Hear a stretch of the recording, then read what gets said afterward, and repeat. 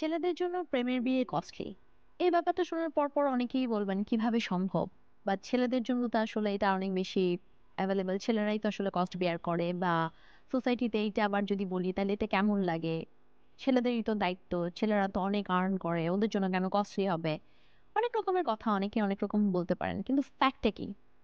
আমি হুড়ারের শিশির কাজ করছি সম্পর্ক এবং বিয়ে নিয়ে। কাজের এক্সপেরিয়েন্স থেকেই আমার এই কন্টেন্টটা তৈরি করা। ভালো লাগলে লাইক, কমেন্ট, শেয়ার করে স্প্রেড করতে পারেন আপনার বন্ধু মহলে। আর রেগুলার আপনি আমার কন্টেন্ট পেতে চাইলে ইউটিউব হুড়ারের শিশির চ্যানেল সাবস্ক্রাইব করে নিতে পারেন। টাইমলি আমার কন্টেন্টগুলো পেয়ে যাবেন। অদ্ভুত একটা বিষয় কি জানেন? যে আমরা সোসাইটিতে অনেক ক্ষেত্রেই ছেলেদেরকে অনেক রকমের ব্লেম দিই, অনেক কিছু চাপিয়ে দিই, অনেক এক্সপেকটেশন করি। কিন্তু দিন শেষে আমরা বলি মেয়েরা আমরা ভিকটিম এবং মেয়েরা আমরা খুব অসহায়।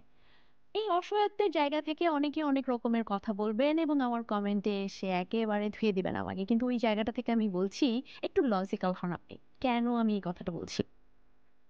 আমি যখন কাজ করি ছেলে এবং মেয়েদেরকে নিয়ে, তখন দেখা যায় কি যে একটা সার্টেন এজে এসে লাইক 20 থেকে বা 20-এর আগ থেকে একটা মেয়ে কিন্তু বিয়ে করবে, পরিবার বিয়ে দিবে। এই ব্যাপারটা নিয়ে মেয়েটা প্যাম্পার্ড হতে থাকে। অনেকেই প্রপোজাল দিতে থাকে যে মেয়েটার বিয়ে দিতে হবে, 25-এর মধ্যে বিয়ে দিতে হবে। বিয়ে করবে, সংসার করবে, সাজগোজ করবে, ওই পার্লারে যাবে, এখানে ইভেন্ট হবে, অনেক কিছু পাবে, কাবিন কত হবে। Everything is favourable for women. But তারপরও আমরা দিন শেষে অনেক জায়গায় ভিকটিম, ওই ব্যাপারটা আমি পাশে রাখছি। কিন্তু জেনারেল আমরা যখন মেয়েদের বিয়ের কথা বলি, স্ট্যান্ডার্ড ফ্যামিলিগুলোর কথা বলছি, সেই ক্ষেত্রে কিন্তু মেয়েরা অ্যাপ্রিসিয়েটেড হয় যে ওদের বিয়ে হবে, এই সময়টাতে বিয়ের বিষয়গুলো আসবে। কিন্তু সেই সময় যদি সেই মেয়েটার কারোর সঙ্গে অ্যাফেয়ার থাকে এবং সেই ছেলেটা তাকে চায়, ওই ছেলেটার অবস্থানটা তখন বিচার করা হয় কোষ্ঠী যাচাই করে যে ওর আসলে কি কি আছে, কেন কিভাবে এই মেয়েটাকে সে বিয়ে করবে।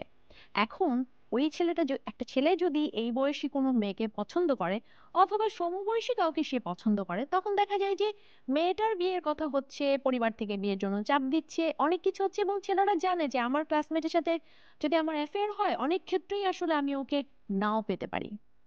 এবং অনেক ক্ষেত্রে দেখা যায় যে ছেলেরা একটা এক্সট্রা প্রেশার নিয়ে যায়, ও তো আমার ক্লাসমেট, যে কোনো মুহূর্তে মুডটা হারিয়ে ফেলবো, এই যে একটা প্রেশার, মেন্টাল স্ট্রেস, যে কখন যেন ফ্যামিলি ওকে বিয়ে দিয়ে দেয়, এক্সট্রা কারিকুলাম, এক্সট্রা আর্নিং, এই বিষয়গুলোতে ওকে ফোকাস করতে হয়।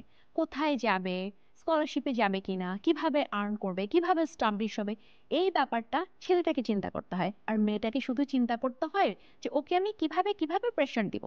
তুমি চাকরি করো, তুমি ক্যারিয়ার করো, তুমি কি করলে আমার জন্য? তোমাকে তো এটা করতে হবে। তুমি আমাকে ভালোবাসো না। তুমি যদি ভালোবাসো তাহলে তুমি আমার এইটা দাও। তুমি তাহলে এস্টাবলিশ হও।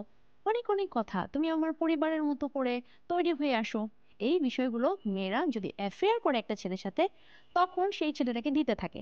অ্যাট দ্য সেম টাইম ওই ছেলেটা যখন ওই মেয়েটাকে পাওয়ার জন্য এক্সট্রিম লেভেলের চেষ্টা করে, অনেক ক্ষেত্রে দেখা যায় যে পরিবার ক্যালকুলেশন করে মেয়েটাকে আরেকটা জায়গায় বুঝিয়ে সুঝিয়ে বিয়ে দিয়ে দেয়। এবং মেয়েটা তখন কাঁদতে কাঁদতে চলে যায় এবং ছেলেটাও তখন কাঁদে, কষ্ট পায়। একটা সার্টেন টাইম তারা লস্ট করে ফেলে ক্যারিয়ার থেকে।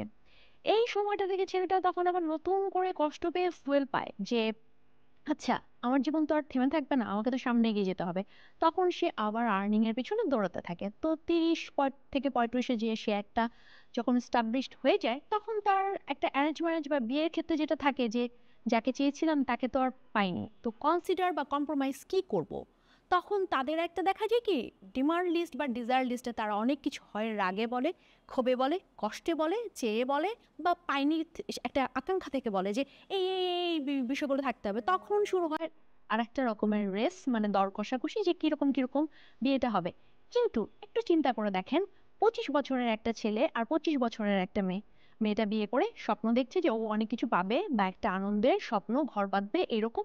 আর 25 বছরের একটা ছেলে সে ভাবছে যে আমি যখন বিয়ে করবো তখন তো আমাকে আসলে আমার ফ্যামিলি অ্যাবিলিটি, আমাকে একটা বিয়ের অ্যারেঞ্জমেন্ট ইভেন্ট করতে হবে, মেয়েটাকে আমার কাবিন দিতে হবে, গিফট দিতে হবে, গয়না দিতে হবে, বিয়ের পরে এই জায়গায় যেতে হবে।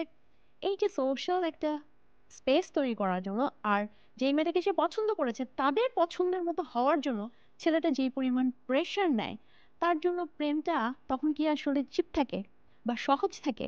তার জন্য তো ভীষণ কস্টলি। এবং দিন শেষে যখন সে এত কিছু অর্জন করে ব্যাক করে, অনেক ক্ষেত্রে দেখা যায় যে মেয়েটা চলে গেছে, বাস এই মেয়েটা হয়তো তার সাথে সাময়িক সময়ের জন্য ছিল বা বলছে যে, "না, না আসলে প্র্যাকটিক্যালি এটা হবে না। আমি বুঝেছি এটা আসলে সম্ভব না।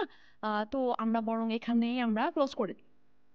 তাহলে এখন বলেন, পৃথিবীতে বা আমাদের দেশে ছেলেদের জন্য প্রেম কতটা সহজলভ্য?